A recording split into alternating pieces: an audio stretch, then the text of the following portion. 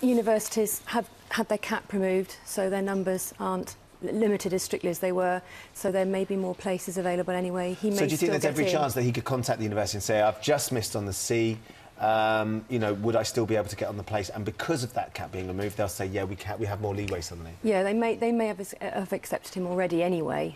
Right. And if not, then there is always the chance of clearing anyway, or possibly even having a gap year and maybe deferring.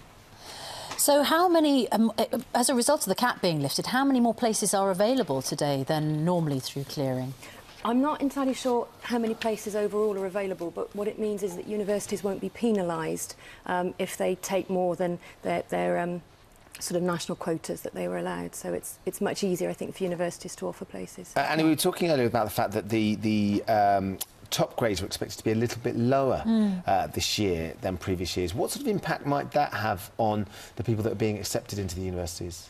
I think if it's across the board, we're looking at the same sort of playing field, if you like. So if grades are a bit lower, universities across the board will also sort of see that national trend and maybe will sort of respond to that. Yeah. Okay. So even if you're expecting really high grades, and we're talking about the A's and A stars, aren't we, that they're going to be lower, and perhaps you haven't quite got your A star, then there's, again, a bit like Carl, potentially, there's if that is the picture across the country, the university might be more lenient with letting you in anyway. Yeah, and also I think there's a lot more students this year have taken sort of the extended project and extra bits alongside it, which may just stand in their favour as well.